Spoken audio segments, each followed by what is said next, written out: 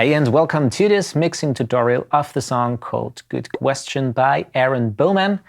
I mixed the song quite recently actually, and so I thought it would be a good opportunity to show you how I approached the mix and what I actually did plugin wise, and I also did quite a bit with outboard equipment and on the console. So stay tuned for that.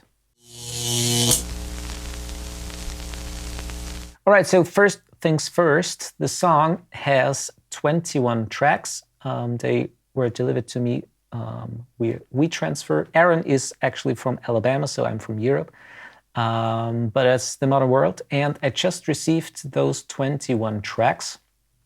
They consist of, as you can see, kick, snare, tom, so 2 tom mics, overheads, room.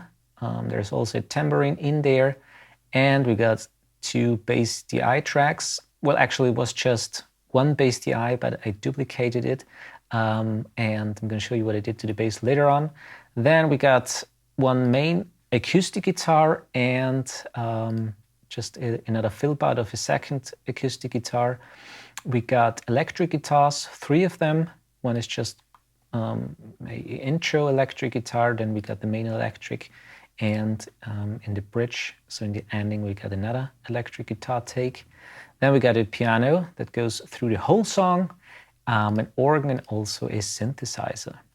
Then we got lead vocals from Aaron, and lead vocals, so female ones, also with harmonies by Lindsay Fote, I think. I don't know if that's the right pronunciation, but I hope so. And yeah, that's basically it. So 21 tracks. As you can see, I have all tracks color labeled. So the first ones I always start with the kick, snare, tom, and so forth. So drums and percussion first, and they are always green because green means go. Rhythm tracks just want you to go and want you to make dance. So that's always green for me. Then we got bass. I just use here a brownish color. Acoustic guitars, bluish, electric guitars, then darker blue, and piano and synth and organ and so forth, or also strings, have a violet. And then we got also the lead vocals and the back vocals, always red, because red means to me, wait a moment, that's important. And basically when you color code all the tracks, I mean, it's not complicated in that mix. There are not too many tracks, but if you have a song that has, I don't know, 50, 60 or something like tracks, it's quite easy to get to the right spot. For example, when you search for a vocal part or for a electric guitar part, you just have to search for blue and you're right there. Okay. I also do then bass stems. For example, I did here bass stem and a drum stem, an instrument and vocal stem.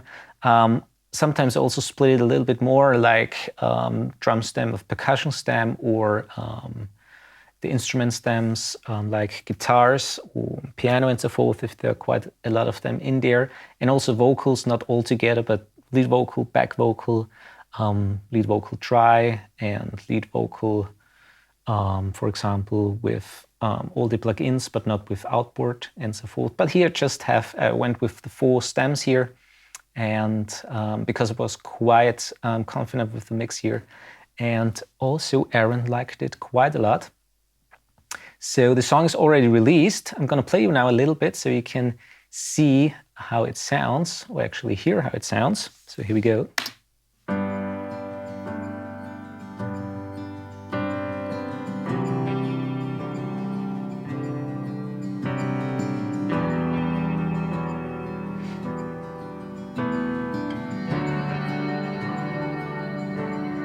What I used to know, I don't know anymore. The ground underneath opened to its core. Let's go a little bit. And I think that I hardly breathe when you talk like that. what you don't mean. You can't Also take got nice harmonies in here, it good build up.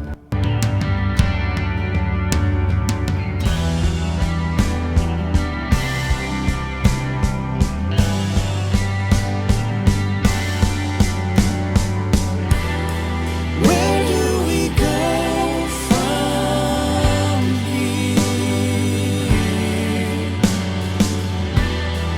Where do we go from here?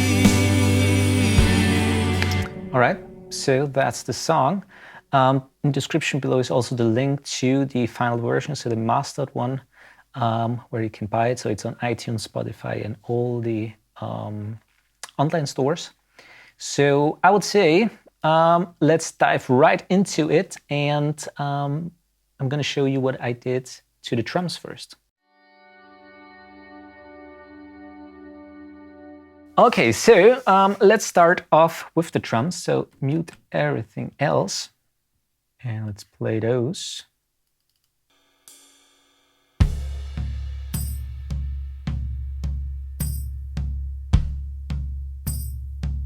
But let's go to the part of the bridge.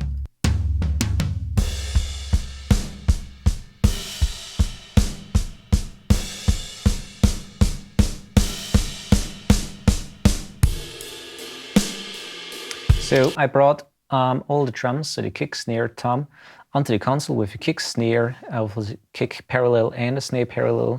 Overheads and toms are summed together. And then I also got the room mic and percussion, which is here just a tambourine. So let's start off with the kick, actually. And maybe let's solo the kick.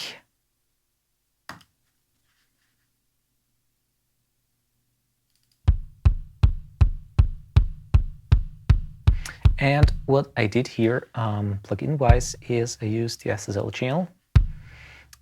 Made actually a low cut of 40, didn't need anything below that. And that's basically all I did to it. With a little bit of compression here, ratio 4:1. I mostly always use 4:1 on the drums, and quite a fast release. And that's basically it. As you can see, just 3 dB of compression, sometimes with peaks just tickling the 6 dB or something like that, but that's just on some occasions. And what I have here is basically actually nothing. Didn't use anything on the channel here. I don't know if I inserted it mistakenly, but I just left it as it was. Yeah, that's basically it. On the console, I used a little bit of EQ. So I used here a little bit of a boost of 5K. So where this is kind of like the snap to and also the click. So you can hear it in a denser mix a little bit better. You just don't want to boost a kick just in the low end because most of the time it will interfere with the bass. But you get the definition of the kick, so 3 to 5K is always a good starting point. And then there's also a track which is the kick parallel. Maybe let's listen to that.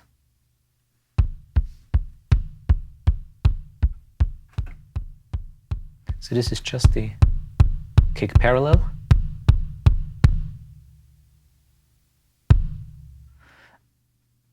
And what I used here on the kick parallel is a Alesis 3630, ratio 4:1, and it's actually quite slamming. So really a lot of gain reduction, fast attack, a not so fast release actually, and quite a bit of a makeup gain. As far as the snare then goes, let's go to that quick. Let's see. Again, SSL channel, again the low cut of 70, and also the dynamic section here, ratio 4:1, basically same settings as with the kick, and up to 6 dB of gain reduction. All right. Then I also used the Smack Attack, and I really like the plugin. It's from Waves. What you can do is you can really shape the sound, so the attack into the sustain of this snare drum. So without it,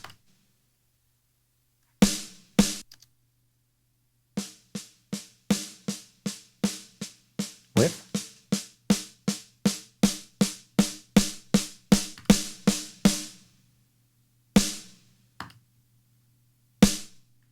so for example, if you boost the attack quite a little more, which is basically too much, but you can really make it quite aggressive. Again, also with the sustain, you can really bring up the room and make it quite long. That's not what we want in this case. So I went here with 10 and -20.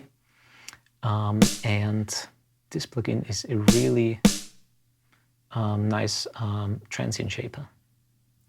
Okay, and as far as the snare parallel, again, the same thing. Let's solo that. Used a 3630 again on the other channel. Basically the same settings as with the kick drum. Quite high gain reduction. All right. And on the console, I used a little bit of a top end boost. So let's listen to it without EQ.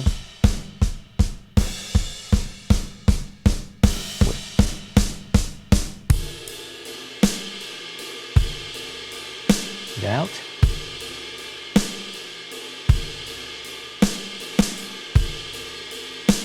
So it just makes it a little bit brighter. Then let's go to the toms, and we have two, pan them a little bit to the right and the left. So let's listen to them maybe in solo. Again, SSL channel on both, low cut and also the dynamic section. And that's basically it, once again. They were recorded actually quite good. Didn't do anything on the console with those two. And then let's move on to the overheads.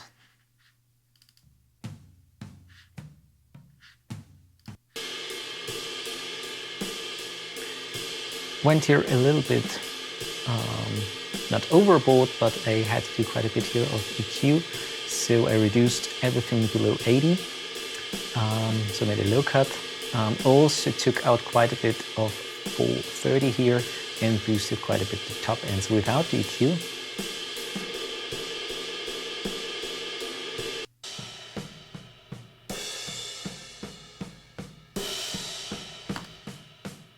And with.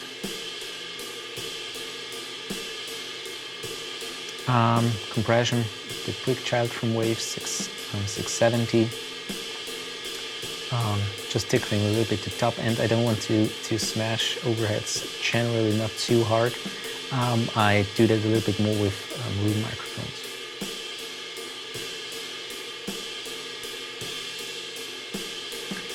And tom 1, tom 2 and overheads are going to this overhead track. Didn't use any EQ or outboard compression on the board itself, and because I think it fitted quite good in the overall track, and so I went on to the room mic.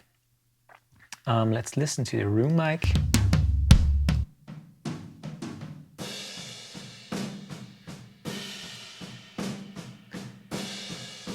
Just the channel EQ from Logic, low cut 130 here.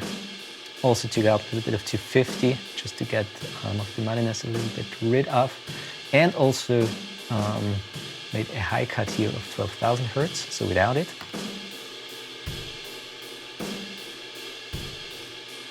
And with.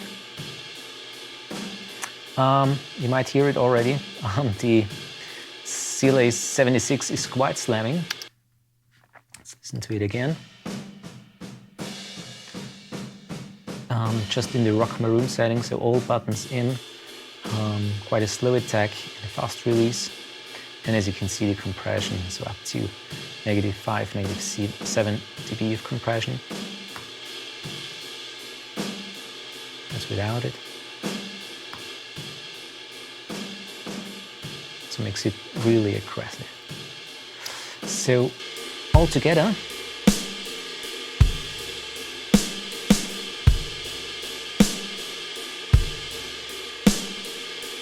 and just to take away the kick snare parallels, so let's take them out.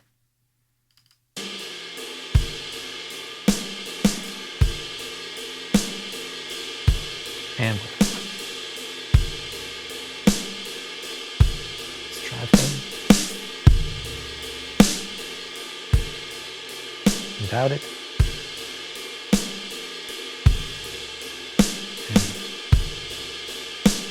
So those make actually quite a difference, and I use the kick parallel and snare parallel because I often used on the whole drum kit a parallel compression, but sometimes actually often it was a little bit too much to my taste. And when you kind of like narrow it down, the tracks or the microphones that are really important of a drum kit are the kick and the snare. I mean, you have to look at a drum kit as a whole, so every mic has its own little part, especially also the overheads and also the room mic. But I found out, or at least to my ear, that when you use parallel compression on kick and snare, you get actually a little bit more snap out of the snare, and really cuts a little bit more through, especially also on the kick drum, than when you do it with the whole drum kit actually. So for example, when you bus your whole drum kit to a parallel bus and sneak that underneath it, I mean, there are no rules. It also works. I also did it in quite a lot of mixes actually, but nowadays, and perhaps I might change that in the future, because as there are no rules, you can actually do what you want and what sounds good. But I really like to use nowadays kick parallel and snare parallel. So compress those really hard and sneak them underneath the original kick and the snare. All right. And then we also got here in the rhythm section a tambourine. Again, SSL channel. Low cut of 100. Bit of compression. It was played actually quite constant. So no high peaks or something like that.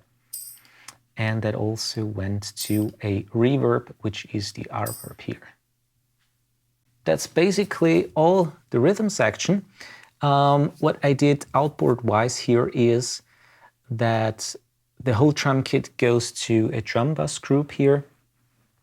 And on the drum bus, I have my TL Audio A2, which you might know from my other videos. And I used here the tube stage quite a bit. And also the EQ, so on the top and the low end, and also a bit of compression. So let's see how the drum kit is without the A2.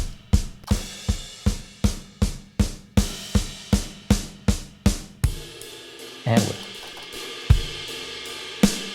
Again without. And with. It's quite a bit of a difference. So I really like that unit. With the tube stage, you can really get a little bit more saturation. I think it sounds quite different than, for example, a plugin, saturation plugin. And also the compressor is actually not quite a fast one, but that fits obviously quite well with bus compression. All right, so let's go on to the bass.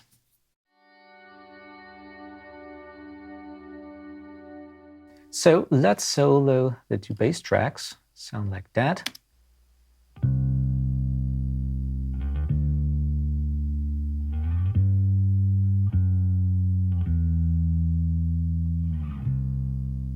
Okay, so what I did, I received just one track actually, which was a DI.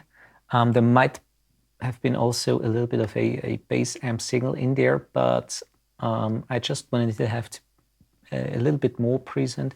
So what I did is actually kind of like a small trick. I just duplicated the track and I used here a track called Bass Amp. And I'm going to show you in a minute what I do with that, but let's just focus here on the DI track. So let's just play the DI without any plugins.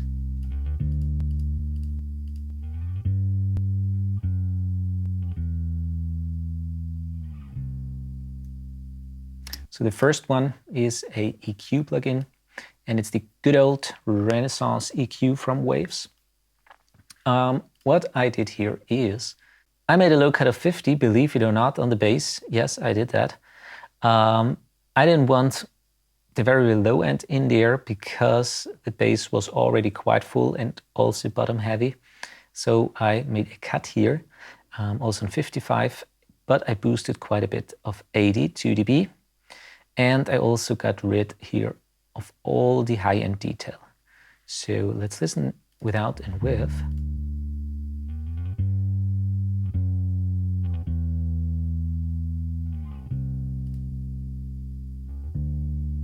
Okay.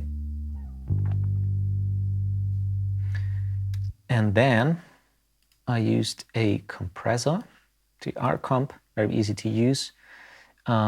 Attack 15, release 50, ratio just 3:1.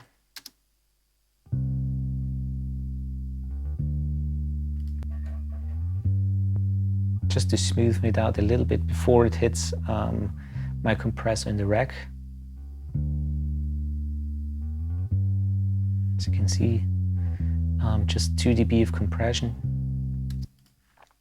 And then we got the R-Bass, which I love. Again, another Renaissance Waves plugin. And this one is a, it adds actually harmonics, where it depends where you set the frequency. And as I boosted 80, I just wanted to have a start point, the frequency 80 here to add harmonics. And it sounds like that. So that's without it. And with. So of course you can overdo it.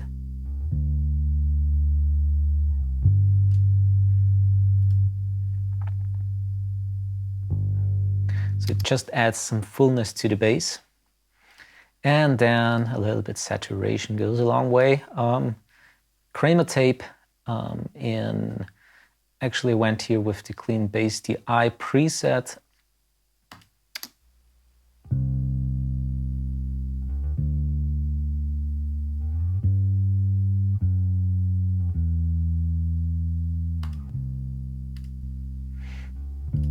And finally, well, I didn't use actually a channel EQ.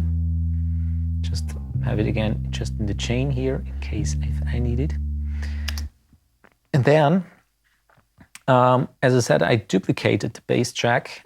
Let's focus now on the other one here, which is the bass, the so-called bass amp track.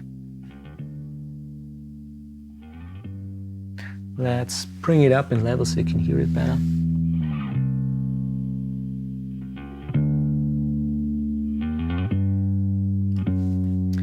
Again, REQ made here a low cut of 130. Didn't want any low end in there. And also I boosted a little bit of 1700 and also made a high cut of 8600. And the approach here is with those two tracks that I get the bottom end and the richness of the bass with the DI signal. And then to really hear it, especially in smaller speakers, the bass a little bit better, because as in small speakers there is no low end actually. So to cut through the mix, I added here a saturated bass track where you can hear more the high end and the details of it. All right.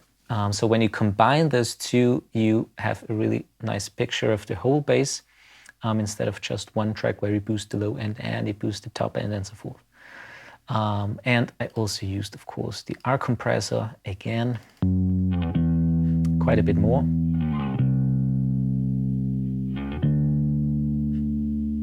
So without it.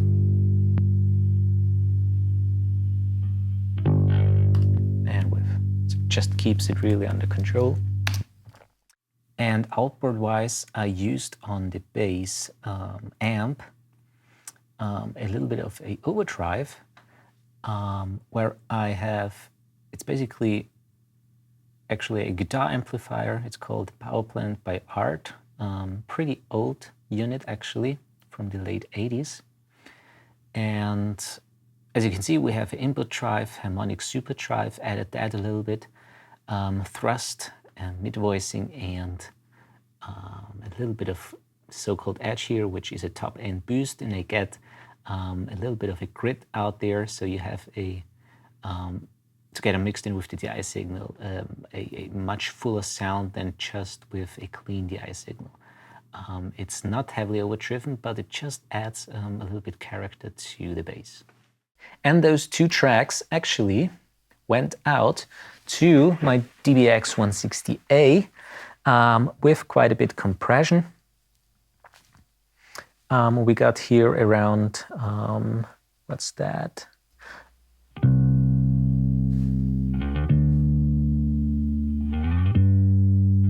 Six dB of compression, sometimes a little bit less.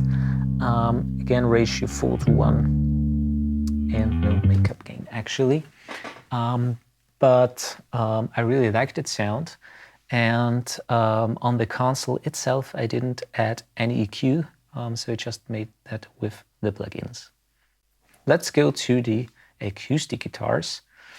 Two tracks here, so let's focus on the main here. Maybe you didn't mean.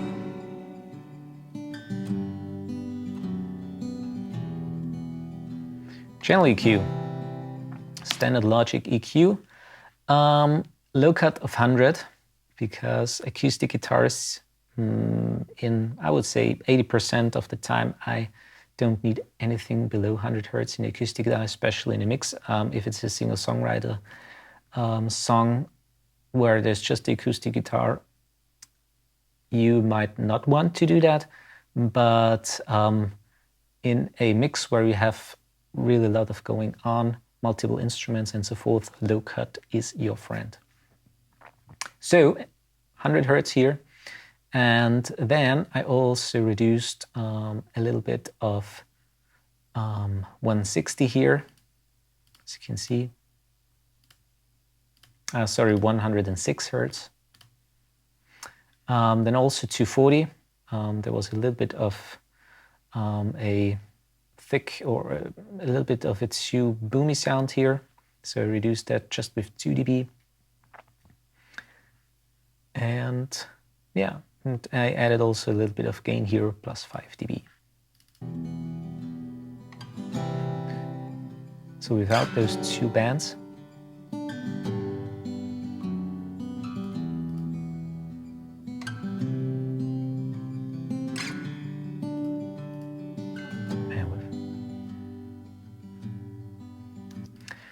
second guitar here is just a fill part. I used the console EQ, the vintage console EQ from Logic. Again, a low cut, 100. And a little bit of a top end boost, just 2 dB.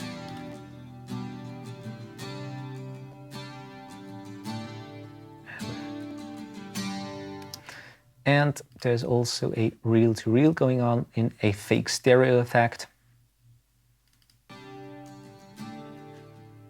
So without it.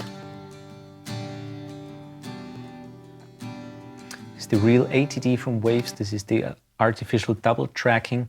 You kind of get the impression that there are two separate recordings going on, just with one recording actually.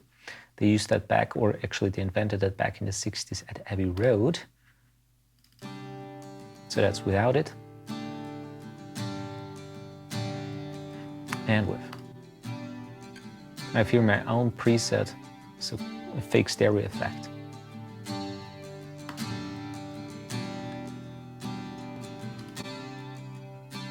So it really separates those two guitars. All right. And then as far as the console goes, I have here a little bit of a top end boost going on. And I also boosted, what's that, 3K quite a bit. So without it, Didn't mean it. so that's without, and with. Again.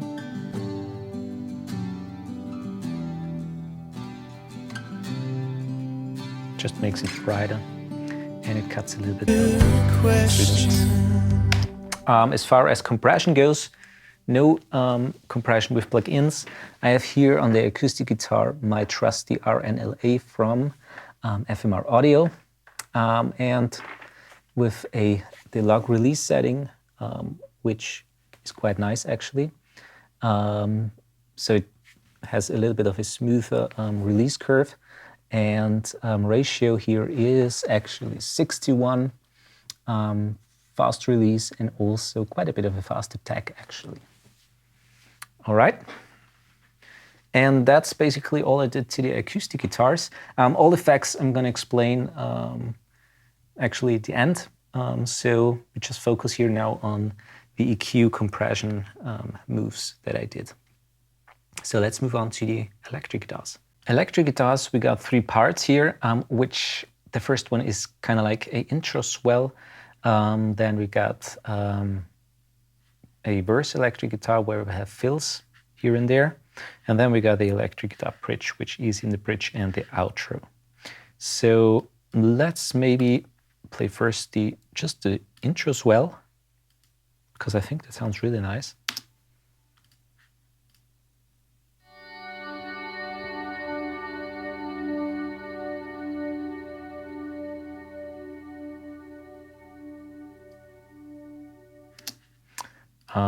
And I used here a TAL chorus, which I believe is still a free plugin, with the chorus setting 1 here. So without it, again.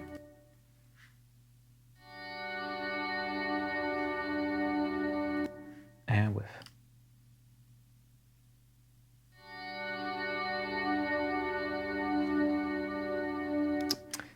And that's it, no EQ or compression with plugins.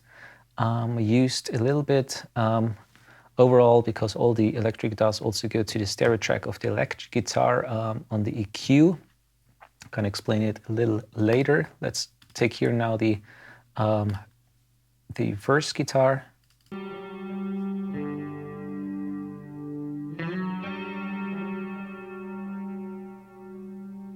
You might hear it already, you can see it.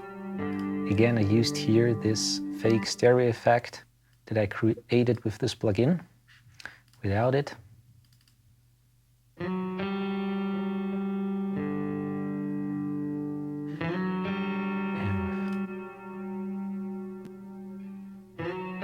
Because it sounds really nice actually in the overall track. Let's listen without it.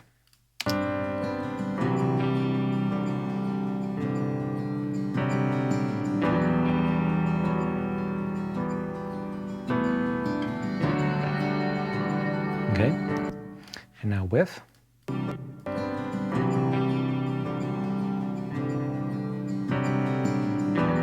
So you've really separated in the left and the right, and you, especially when you hear with headphones, for example, it really sounds nice because you have a little bit going on the very far sides of the whole stereo image. And then on the outro,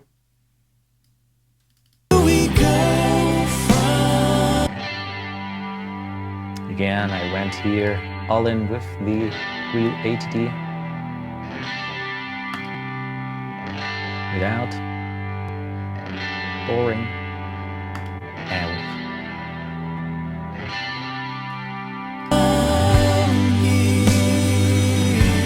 Again, without.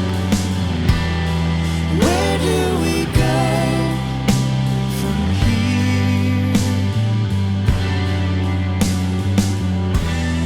Where do we... All right, it's actually a very nice little tricky effect.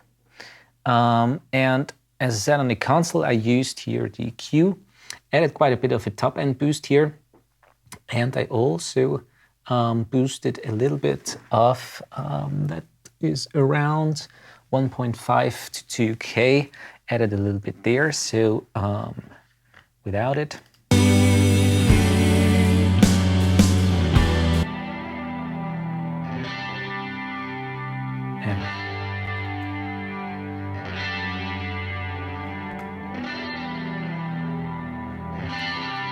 Okay. Let's see, compression-wise, outboard effect again. Another FMR unit, the RNC here, where I used ratio 4:1, fast release, and basically the same attack as, or actually the release and attack as I used on the acoustic guitar. And we got here up to 4 and 6, maybe sometimes 6 compression. Really get all the transients, especially in the verse here, under control and to have a coherent mix.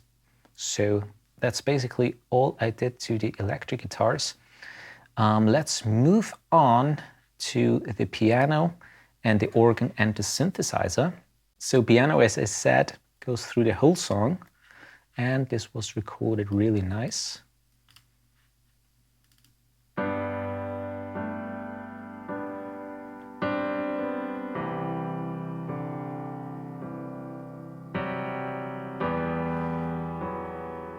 Without plugins. Didn't do too much to the piano because I really like the sound. Just brighten it up a little bit. Let's go here. Channel EQ. Added in the midsection here of the frequency band 2500 Hertz 3 dB, and I made a low cut, nothing else.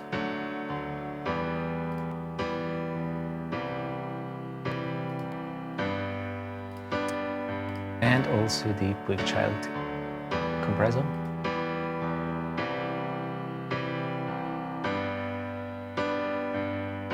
Not too much compression, just tickling it here and there a little bit. Fast release. And then on the console, I'm going to explain later on what I did, because piano, organ and synthesizer go to the same stereo pair. Let's go to the organ here.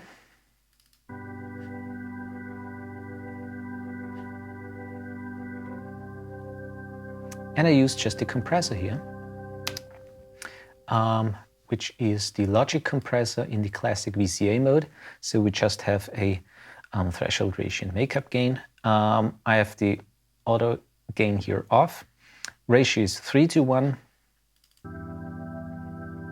and basically just 2.5 up to 3 dB of compression. Again, the organ is actually quite a, level-wise, a constant instrument, so you don't need too much compression here.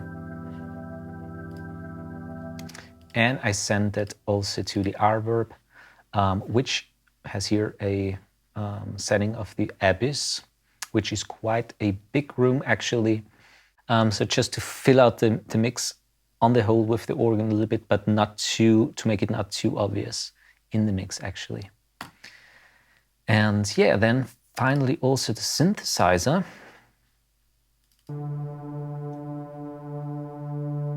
I don't know what synthesizer Aaron used here, but it actually sounds quite nice. Just a little bit of compression, again with the Child, with a slower release.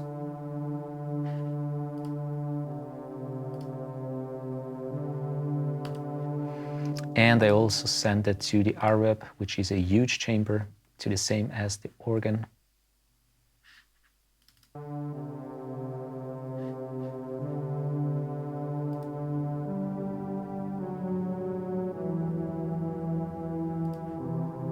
That I see it. As far as the constant EQ goes, I have here again a top end boost, and I also made a low cut. And there is also, I forgot to say actually that on the electric guitar there is also a low cut, because you obviously didn't see any EQ on the electric guitars, but I used a low cut on the console together with the other EQ settings. And yeah, that's the instruments. And let's go to the lead vocals, and then finally also to all the FX, what I used in the box, and also what I used with outboard effects.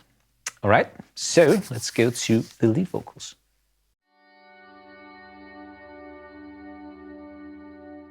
So let's play again a little bit of the song. Used to know, I don't know anymore. The ground underneath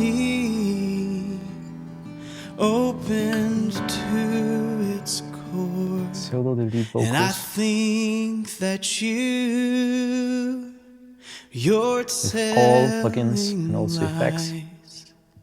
You wouldn't know. There is one effect missing. I'm going to show you that in the lead vocal stem, because a couple of days ago my trusty old Lexicon LXP15 didn't work anymore. There might be something wrong with the transformer, so I have to give it to someone to check it and have a look at it, what's wrong with it, but it just doesn't power on anymore. And so that's missing here in the effects chains. But as I said, I'm going to show you then the vocal stem, because I printed here the effect of the Lexicon with it. And so there is a little bit more reverb actually in the vocals than you hear in this example now. Used to know, I don't know anymore. So I used here, first of all, a de-esser. 5500 here is basically might be a problem frequency sometimes on male vocals. I don't know anymore. But the vocals were recorded really well. The ground underneath opened to its core. There were actually no problems with S's. That you... And then EQ. Didn't use any EQ on the console, so I went here with the Shep 73. I really, really love that plugin. Used to know, I don't know anymore. So I made it brighter. Top end boost of 3 dB, 12,000 hertz. And I reduced a little bit of 110 hertz, 1.5, and also a low cut of 80. Sometimes I also push together with the preamp, because obviously you can drive it, but in that case that would be way too much. You can also drive the input section when you link the I/O, for example like that. Used to know, I don't know. So you drive the output, anymore. get a little bit of a different flavor. But I just left it at 0, didn't want any saturation in there.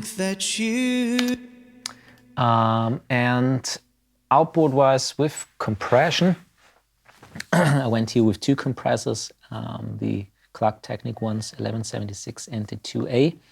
I used them in daisy chain, so the first one, the signal hits the first one, the 1176 in a limiting mode, so I have here ratio of 20:1, and a medium attack and a fast release. So it just really kind of uses just the peaks of the signal, or actually reduces the peaks of the signal up to 2 dB. And the main compression goes with the 2A, where I compress up to 7 dB. And then what I have here on the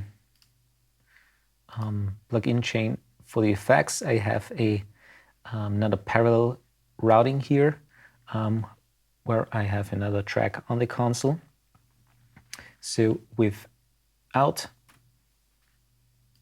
used to know. the parallel compression, I don't know anymore. The ground underneath opened to its core. this is just the parallel compression. And I think that you And I use here a plug-in version of the 76 CLA from Waves. opened to Very high gain reduction, ratio 4:1, fast release. think that you And it's sneaked underneath the original signal here with the lead vocal. And then the other effects I've got here going on a one-knob driver, so to kind of like make it a little bit more dirty. A overdrive sets vocals sometimes a little bit better into the mix than oftentimes EQ and compression. And I have a separate channel for all the in-the-box effects. They go to the in-the-box effects track here, and it sounds like that. I don't know anymore. The ground underneath. Let's push it so you can hear it. Opened to its core. That's without it. And I think that you That's just the effect. You're All right. Then I also got another effect, which is the vintage exciter. This is in the setting of the female brightener. I don't know anymore. The ground underneath. So it just brightens the whole vocals a little bit. Its core. And I think Without it. that you're telling lies. Then we have two other plugins, which is a doubler plugin, so the doubler 2 from Waves, and the doubler 4. This is basically kind of like a widening trick. I have here a preset which I call Harmonizer 2 and Harmonizer 4. So I have two voices here, detuned 6 and -6, so on the left and the right side, and then another 4 voices with 6, -12, -6, and 12. So as you can see, separated also here on the Harmonizer 2 with a Q curve, so a low cut and a top end boost. And they sound like that.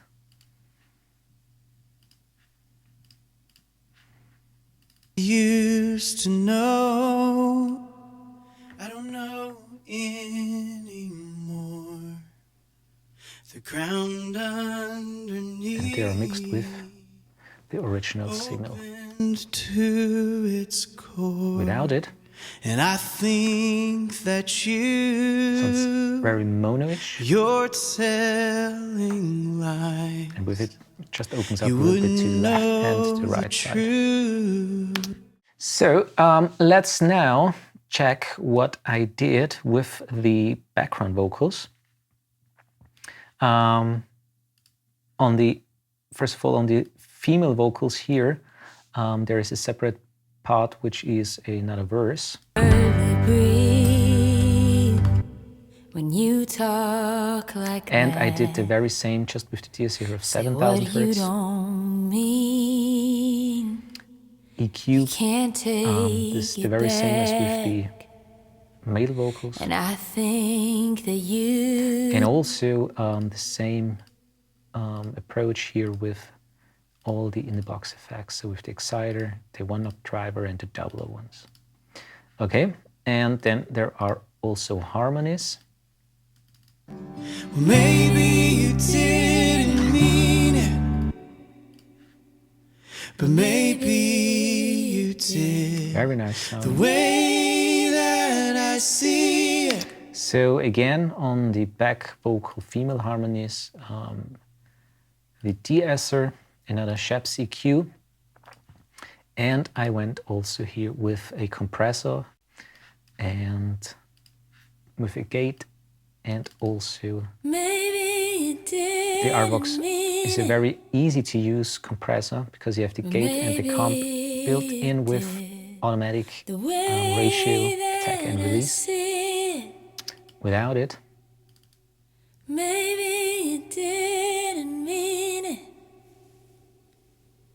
but maybe it did. with, The way that I see it, and it just does the job. you thought it. Oftentimes you don't need fancy 1176 or 2As because those plugins are also fine. And also one-knob driver, exciter, and also the double effects. Again, no EQ on the console. I used a back vocal parallel separate here again on the console, and I have inserted for that the last FMR unit, the RNC here, and this does quite a bit of compression.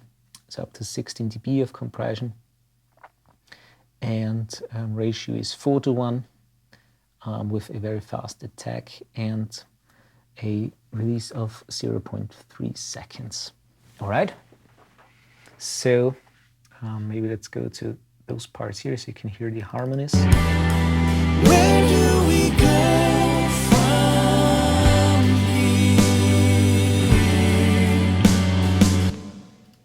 Where do we go from here? Really, really great singing. And where do we go from here?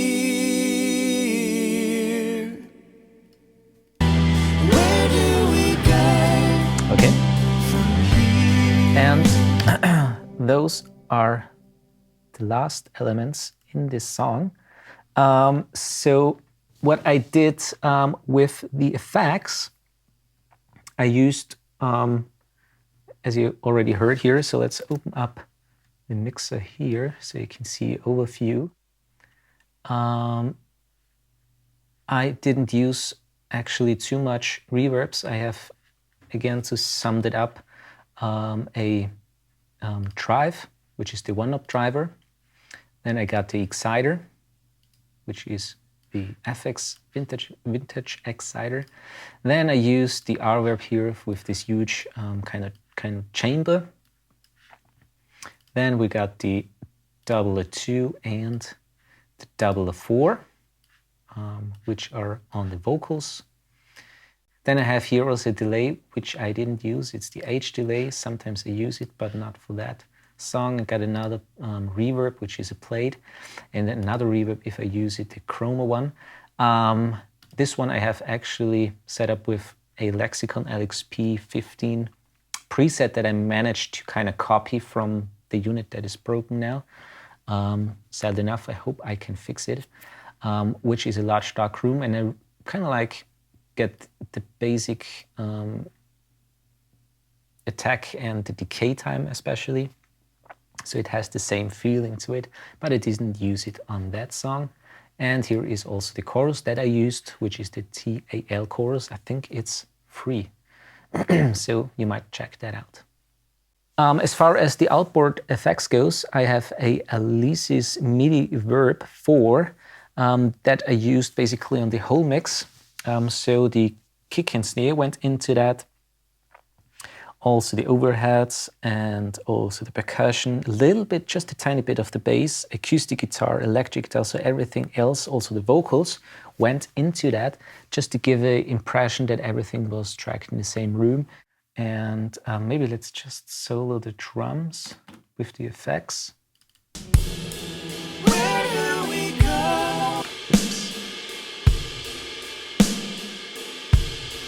So without the releases. And emphasized and without it. And that's basically the most used reverb on this unit, on the Alesis.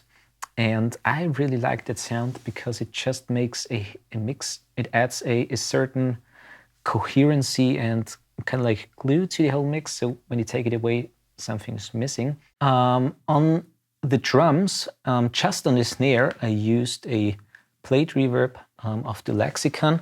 And I think it's in the setting of a drum plate and a drum hall.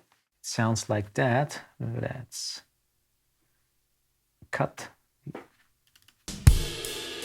releases.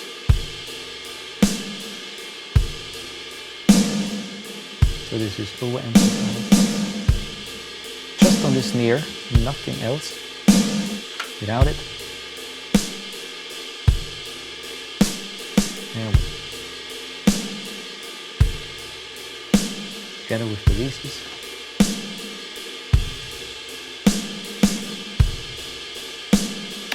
And on the vocals, let's play just the vocals.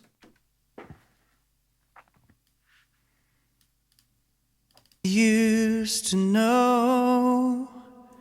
I used here the TC Electronic with a slapback and the TC Classic Hall with a little bit of EQ settings. And I also increased the decay quite a bit, so to make it a little bit bigger. Used to know. Without it. I don't know anymore. There's also releases in there. The ground underneath opened to And with its the TC. core. And I think that you're telling lies. Without it. You wouldn't know the truth if it hit you from behind. As I said, there was also the Lexicon LXP15, so I play you the stem, which is this one. I used to know, I don't know anymore. So those are the final vocals. The ground underneath opened to the Lexicon is actually quite a in the setting of this large dark room. Quite a bright reverb, but it fitted quite perfectly for those vocals. Okay, and then let's listen to the vocals with all the effects. I used to know, I don't know anymore. The ground and the female ones. Where I hardly breathe when you talk like that. Without the in the box. There's also the organ in there because it has the same routing to the in-box effects. Take it back. Out. And I think that The reverbs. You're telling lies. You wouldn't know the truth if it hit you from behind. Okay. And those are all effects that I used. What's missing now is actually just the master bus. And on the master bus, I used the Tegeler Audio Cream, my trusty Tegeler unit. I really love that. It has a very nice mojo that it adds to the mix. So it's basically very similar to the bus compression of a SSL. And it actually has the very same settings. And there's also a Pultec style EQ in there. So what we have going on here is a little bit of a low end boost and of 100, and also a little bit of a high end, so a top end boost of 10,000 Hertz. And then as far as the compression goes, up to 2 dB, maybe 3 sometimes on the peaks, ratio 2:1, auto release, 30 on the attack. And so it doesn't really do too much compression, but it just glues everything together. So let's listen to the song with it and without it. Maybe on the louder part here. Where do we go from here? So that's without it. Where do we go from here? Where do we go from here? Okay. And yeah, that's basically all. As you can see, I used here some stems, bass stem, drum stem, instrument, and the vocal stem. So if I might have to make some changes, I have all the effects printed in those stems. For example, if I should make changes at louder bass, I can turn up just the stem here and export those 4 stems, or maybe the drums should be quieter or the vocals should be up just 1 dB or something like that. I don't have to recall the whole mix of the console and the output equipment, but of course I take photos, just very simple ones. For example, let's see here, Bowman. We got here to recall photos, and I just use those. It's, I think, the most practical way these days instead of taking notes. And yeah, so I hope that you liked or learned a little bit from this mixing tutorial from me. If you want to see more videos like that, I have also quite some tutorials and also reviews on my channel of recording equipment, compressors, and instruments and so forth. So check those out if you're interested in that. As always, thanks for watching. In the description below is the link to the song, so give it a listen. Also, just contact Bowman if you have any questions. I think he might be happy to answer your questions. And as always, thanks for watching. And I see you in the next video. And I'm now kind of like quarantined, so I have also quite some free time actually. So I kind of do any recording work because nobody can come to the studio now of the coronavirus. So if you have any questions, just leave it also in the comments below and I try to answer them the best I can. So stay home, stay healthy, and I wish you all the best.